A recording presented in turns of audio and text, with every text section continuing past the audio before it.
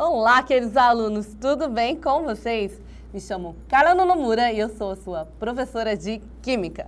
Hoje a nossa aula vai ser sobre aspectos químicos ali dos alimentos. E agora a gente vai para a nossa parte 2. Então, vamos começar aqui com um pense e responda.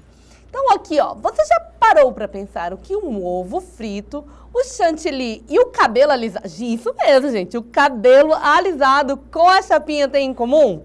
Então a gente vai descobrir na nossa aula de hoje. Então o que eles têm em comum, gente? Que todos eles vão passar ali por um processo de desnaturação e coagulação das proteínas.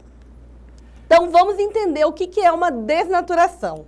Então, a desnaturação é um processo em que uma proteína vai perder ali a sua forma tridimensional. Então, por exemplo, aqui, ó, a gente tem uma proteína, ela está ali na sua estrutura terciária, aqui com essas ligações aqui de disulfeto. E quando tem o quê? O aumento ali da temperatura, essas ligações, elas são rompidas. E ela aqui, ó, vai perder essa estrutura e vai ficar dessa outra forma. E aí a gente chama ela de proteína desnaturada. Então, essas ligações ali, né, que vai manter ali a proteína dobrada, ela vai se quebrar. E a cadeia ali de aminoácidos, né, vai se desenrolar e vai perder ali a sua função original.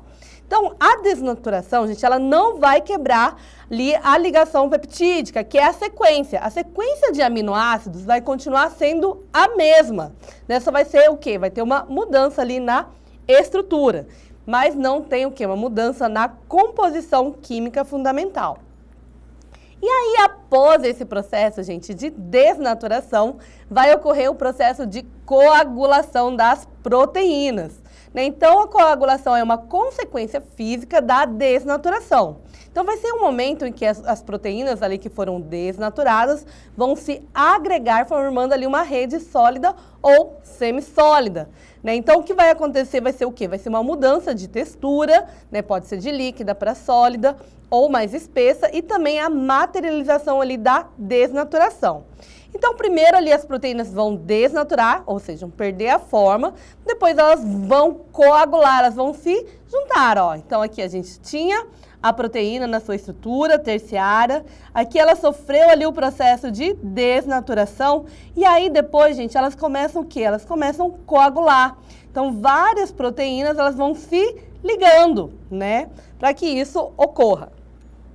Então, vamos ver aqui alguns exemplos ali da desnaturação e da coagulação térmica. Então, já vai começar aqui por um clássico, gente. O ovo cozido.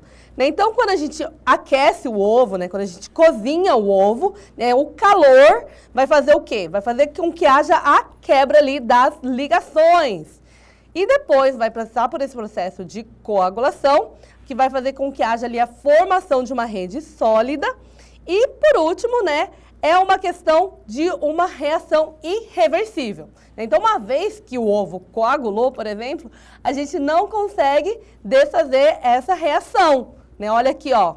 Então, aqui a gente tem um ovo, né, que ele estava cru, e à medida que a temperatura, né, aumenta, a gente consegue até ver a mudança, né? Ele passa ali de um líquido incolor para uma rede sólida esbranquiçada. Então, aqui a gente estava o quê? Com as proteínas no estado natural, elas desnaturaram e depois se agregaram, formando o quê? Novas ligações. Então, teve aqui uma reação química. Por isso que ele muda ali de coloração, de textura, né? Então, antes ele era líquido, aqui ele se torna um sólido. Então, esse é o processo de desnaturação e coagulação. Agora, gente, já com o cabelo é um pouco diferente. Lembra que eu falei? A ligação entre o ovo e o cabelo? O cabelo também, quando a gente passa a chapinha, ele também vai quebrar ali as ligações de hidrogênio e também as pontes salinas que vão manter ali a queratina. A queratina é a proteína do cabelo, né? E essa tensão mecânica, né, quando a gente pega ali a chapinha, puxa o cabelo, né, com o fio da chapinha e estica, a gente vai o quê? A gente vai alinhar as cadeias proteicas, né, formando ali novas ligações de hidrogênio e vai o quê? Vai deixar ali aquele cabelo bem chapadinho, bem lisinho. E por que ele não é permanente, gente? Porque a água, ela pode o quê? Ela pode quebrar essas ligações, né? Então, para as meninas aí que fazem a chapinha já sabem, né? Você tá ali com o cabelo liso, deu uma chuva, corre! Veio uma umidade, corre, que o quê? Que a tendência natural do cabelo, né? Como não é uma reação irreversível, a partir do momento que molhou o cabelo, ele, ó, volta a enrolar. Então, essa é a ligação ali, ó. Então, tanto o ovo quanto o cabelo, eles passam ali por um processo de desnaturação e coagulação térmica das proteínas. Então, aqui, ó, coloquei uma outra imagem, né, que demonstra, né, essa questão, ó. Então, aqui a queratina, né, a forma helicoidal, e aí a chapinha quebra essas ligações, né, deixando ali o fio lisinho. Então, como eu falei, ovo, né, permanente, né, uma vez que a gente fez ali a questão do cozimento, não tem mais o que fazer. E aí, no caso das chapinhas, a gente vai ter uma reação reversível. Mas aí a gente tem o quê? O alisamento químico, né? Então, por exemplo, a pessoa vai fazer ali um botox, vai fazer ali um relaxamento, vai fazer a questão de outras técnicas químicas, né, relacionadas ali ao alisamento do cabelo. Aí sim, aí quebra essas ligações de forma permanente. Aí a pessoa vai ficar ali com aquele cabelo lisinho, só que o cabelo que nasce, né, gente? Infelizmente não muda ali o DNA da pessoa, não muda a genética. Então, quando aquele cabelo for nascer novamente, à medida que ele vai crescendo, né, vai enrolando, porque é a forma original, é a forma que está ali no DNA, tá? Então, vamos aqui para o nosso próximo tipo de desnaturação e coagulação. Então, a gente falou ali da desnaturação e da coagulação térmica. Agora, gente, a gente vai falar da mecânica. Isso mesmo, gente. Aí, como vocês podem ver, a gente tem um bolo sendo confeitado. E o outro exemplo ali do Pense e Responda era o quê, gente? Era o chantilly. Isso mesmo. Então, o chantilly, gente, ele passa por uma desnaturação e coagulação mecânica. Então, quando a gente bate ali o creme de leite, as bolhas de ar incorporadas, mais ali um movimento físico, vai forçar as proteínas a se desdobrarem, né, se desnaturarem. Então, ele é uma coagulação parcial. As partes hidrofóbicas da proteína desnaturada, ela vai se orientar para fora, em direção ao ar, estabilizando ali as bolhas. Então, as proteínas elas vão se agregar, formando o quê? Uma nova rede que vai prender ali o ar e a gordura, né? Criando ali uma espuma estável e aerada do chantilly. Então, esse ar que ele é adicionado, gente, ele vai fazer o quê? Vai fazer com que esse chantilly ele crie forma, né? Que a gente consiga ali com o bico, né? Fazer aqueles desenhos bem bonitos que ficam no bolo. Nosso próximo tipo de desnaturação, gente, é a desnaturação por acidez, né? Alguém sabe qual prato é esse, gente? Então, para quem não conhece, para quem nunca comeu, isso daí é um ceviche, né? É um prato aqui da América Latina, bem conhecido, né? Muito famoso, muita gente ou ama ou odeia, tá? Não é para todos os paladares, assim como a comida japonesa, né, gente? Isso, na verdade, é o quê? É um peixe cru. Porém, gente, ele é cozido, sim, entre aspas, tá, gente? Ele é cozido ali pelo suco de limão, né, pela acidez. Então, ele vai ter o quê? Uma alteração ali do pH, né, ao redor ali das proteínas. Isso vai interferir o quê? Nas cargas elétricas que vão manter a proteína dobrada. Então, ele também vai fazer com que haja a desnaturação, a quebra daquelas ligações ali, né, da estrutura da proteína. E depois, né, tem a coagulação. Então, essas proteínas desnaturadas, elas vão também se agregar, né, tornando ali a superfície do peixe opaca. Então, ele muda de cor. Ele fica um pouco mais esbranquiçado e um pouco mais firme, né, como se ele tivesse sido cozido. E a textura final, né, ela é firminha, mas ela ainda continua bem úmida. Agora, gente, a gente vai falar da gelificação da proteína, né? Então, como vocês podem aí ver na nossa imagem, é a famosa, gente, gelatina. Quem aí gosta de uma gelatina, gente? Delicinha e faz super bem aí para nossa saúde, né? Então, agora a gente vai já para um outro processo. Então, primeiro a gente estava falando ali da desnaturação e da coagulação. Agora a gente vai falar da gelificação. Então, é um tipo específico ali da coagulação que vai resultar o quê? Na formação de um gel. Né? Então, quem já comeu a gelatina sabe ali da textura, ali da forma, né, da gelatina. Então, ela não vai ser um coágulo sólido e granular, pelo contrário, né? Ela vai ter aquela textura gelificada, né? Então, as proteínas elas vão se desnaturar e vão se agregar de maneira controlada e ordenada. Então, ela é relativamente parecida ali, né, com a questão da desnaturação, só que aqui, né, a forma como que ela se agrega vai ser diferenciada. Então, ela vai formar ali uma rede tridimensional firme, né, fina também e uniforme e também que é estável. Então, essa rede vai ser o quê? Capaz de reter uma grande quantidade de água, né, ali no seu interstício, né, dentro, né, da proteína, criando ali uma estrutura que vai possuir propriedades sólidas e líquidas ao mesmo tempo, né, aquilo que a gente chama de gel. Então, aqui, ó, a diferença, né? Então, a gente tem aqui a desnaturação, que é a quebra das ligações, né? A proteína desnaturada, né? Vai ter uma textura solúvel. Depois, a gente tem a coagulação, né? Que a proteína, ela vai coagular. Elas vão se ligar aquelas cadeias ali, né? De aminoácidos, as proteínas. E já na gelificação, gente, ela vai formar essa rede tridimensional. Né? Então, ela vai dar essa textura ali mais macia, né? Essa proteína gelificada. Então, a gelatina, gente, ela é feita de colágeno, é maravilhoso aí para nossa pele, para o nosso cabelo, para as nossas unhas. Né? Então, é uma proteína que está presente ali nos tecidos animais, que ao ser aquecida em água, ela vai se dissolver. Né? Então, essa solução ela é aquecida e depois, quando ela é resfriada, as moléculas ali de gelatina elas vão se reorganizar, formando ali uma rede tridimensional que vai aprisionar a água e outros componentes ali presentes. Então, esse arranjo vai criar ali uma textura firme, elástica, que é uma característica ali da gelatina. Então, eu não sei se vocês já fizeram gelatina em casa, né? Então, o processo é bem simples, vem aqueles pacotinhos, né? Primeiro, a gente vai o quê? A gente vai esquentar a água, né? Então, quando ela estiver fervendo, a gente coloca a gelatina e depois a gente vai o quê? A gente vai adicionar a água gelada. Né? Então, esse processo ali, primeiro do calor, depois da água gelada, vai formar essa questão da rede tridimensional da gelatina. Eu não sei se vocês já comeram, mas é uma sobremesa super comum, pelo menos quando eu era criança. Hoje em dia já não é mais tão normal.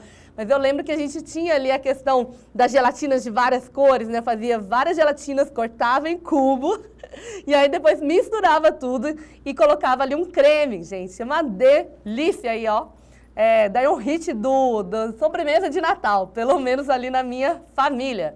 Então, vamos aqui, ó, para um outro tipo de gelificação. É o tofu, gente. Eu não sei se vocês conhecem, também é uma comida japonesa, né? Eu não podia deixar de trazer algo aqui, uma comidinha da minha origem japonesa. Então, o tofu, gente, ele é o quê? A gente fala que é o queijo japonês, né? Ele é feito ali da soja, né? Então, todo o processo, né, de coagulação e gelificação ali das proteínas da soja. Então, ele vai receber ali agentes coagulantes, né, como sais minerais ou nigiri, e vai se desnaturar ali, né, formando essa rede. Então, ele é uma delícia, gente. Pode ser usada de diversas formas ali na culinária.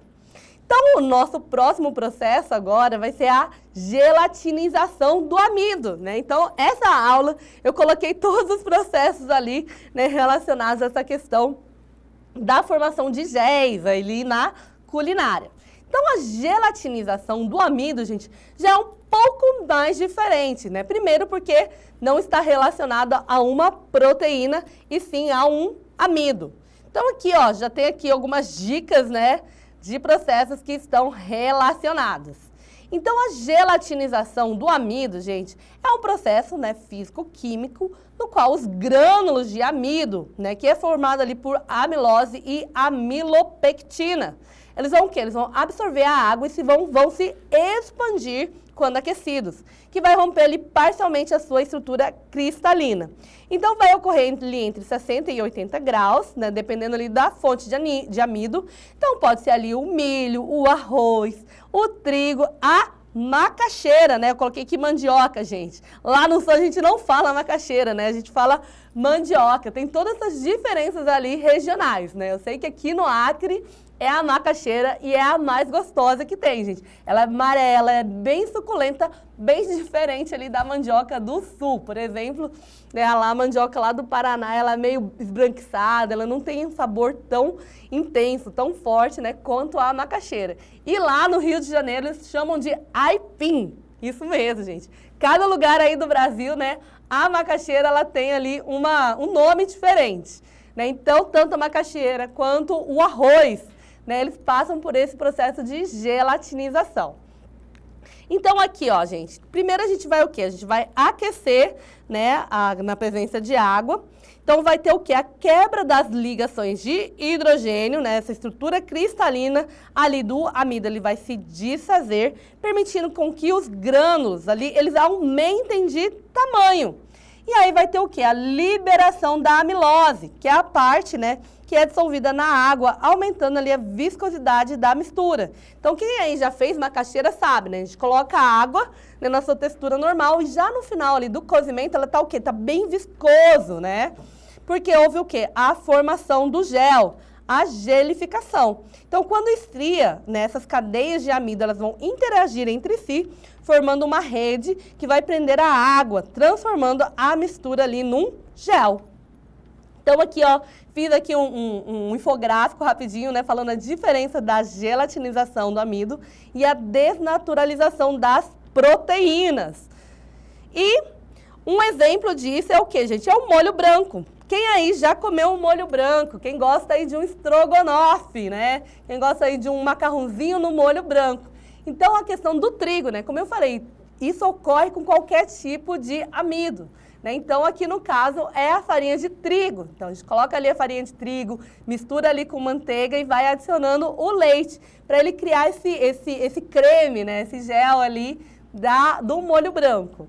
Um outro exemplo aqui que a gente tem é o arroz, né? Esse daqui é o clássico, todo mundo conhece. A gente também tem o macarrão, todo mundo aí que cozinhou o macarrão sabe, né? Que fica ali aquela textura gelatinosa, né, na água. Então, ali os amidos nos grãos das massas, né, grãos e massas vão absorver a água, ficando macia ali com uma textura firme. Outro exemplo aqui é o mingauzinho, ó, delícia, né? Por exemplo, né, que a questão das moléculas vão absorver a água, vão inchar, vão aumentar ali a viscosidade do preparo, proporcionando essa cremosidade característica aí dos mingais. Aqui o pessoal chama o arroz doce, né? A gente chama de arroz doce lá no sul, aqui é o famoso munguzá, né? E temos também o processo de retrogradação. Então, é o processo inverso ali da gelatinização. Então, aí, ó, quando, né, o amido gelatinado ele estria, as suas moléculas, né, de amilose e amilopectina vão se reorganizar, expulsando a água. Então, por isso que o pão, quando ele está amanhecido, ele vai estar o quê? Ele vai estar duro. Então, esse é o processo de retrogradação. Ele vai o quê? Ele vai expulsar, ele vai vaporizar aquela água que estava presente, que deixava ele macio. A mesma coisa com o arroz, né? Então, na hora que você faz o arroz, tá bem molinho, tá bem suculento, mas se ele ficar ali na geladeira 1, 2, 3 dias, gente, aquele arroz vai ficando o quê? Vai ficando seco, vai ficando duro, né? A mesma coisa que o pão. Então, esse é o processo de retrogradação. Não sei se vocês já viram, mas assim, tem uma técnica que você pega aquele pão dormido, pão duro, que está amanhecido lá, e você coloca um pouquinho de água, vai umedecer ele, e aí coloca ali no forno, ou então na air fryer, né? Então, ele vai aquecer, ele vai passar por todo esse processo ali, né, de gelatinização, e ele vai voltar a ficar macio e mais úmido. Então, fica aí a dica da professora. Então, vamos agora aqui para a nossa atividade. Durante o processo, né, de alimentos, durante ali o preparo dos alimentos, as proteínas podem sofrer diferentes transformações físico-químicas. Assinale a alternativa que apresenta corretamente a relação entre desnaturação, coagulação e gelificação. Então, a alternativa A ela fala: a desnaturação corresponde à quebra ali das ligações peptídicas da proteína. A coagulação é apenas a perda da água. e a gelificação ocorre sem a participação das proteínas. Aqui tá tudo errado, gente. Não tudo errado, mas quase tudo errado, gente. Então aqui, ó, a coagulação não é apenas a perda da água, tá, gente? Vai ter o quê? Vai ter essas novas ligações que foram realizadas ali depois da desnaturação. E a gelificação, né, ela ocorre sim com a participação das proteínas. Então, a alternativa A a gente já descarta. A alternativa B fala assim: a desnaturação é a perda da estrutura tridimensional da proteína. Até aqui tudo ok. A coagulação é a reorganização dessas cadeias desnaturadas, formando uma rede sólida. Daqui eu tô gostando, ó. E, né, o terceiro, a gelificação é uma forma de coagulação em que a rede aprisiona a água, resultando ali em um gel macio, né, a famosa gelatina. Olha, essa daqui tá promissora, vamos guardar ela aqui, ó. Vamos ver as demais. Alternativa C. A desnaturação é a formação de um gel elástico. Não, gente. É a quebra ali das proteínas, das ligações das proteínas. A coagulação é sempre reversível. Não, gente, errado também. É aquilo que a gente falou ali do cabelo, né, que foi passado ali a chapinha. Né? Então, a coagulação nem sempre é reversível. Então, no caso da chapinha, ela é reversível, porém, no caso ali do ovo. Né? Então, uma vez que a gente cozinhou o ovo, gente, a gente não consegue descozinhar o ovo, né? Ele nunca vai voltar a ser o que ele era antes. Então, essa daqui, ó, tá errada. E a gelificação ocorre apenas com carboidratos, não, são com proteínas. Alternativa D. A desnaturação e a coagulação são sinônimos? São não, gente. São definições bem diferentes. A gente já viu isso aqui, ó. Enquanto a gelificação é um processo exclusivamente enzimático. Não tem nada a ver com enzima, gente. Então, essa daqui também está equivocada. Alternativa E. A desnaturação é a perda da forma original da proteína. Até aqui, ok. A coagulação corresponde à insolubilização dessas proteínas desnaturadas. Não, errado aqui, ó. E a gelificação é a formação de uma rede proteica que retém a água, resultando em uma textura macia. Parcialmente correta, né? Aqui, ó. A gente tem aqui o nosso erro. Então, né, a alternativa correta aí é a B. Então, nós finalizamos assim a nossa aula. Espero que vocês tenham aprendido um pouco mais aí sobre esses processos relacionados, né, à proteína e também ao amido. Um abraço e até a próxima!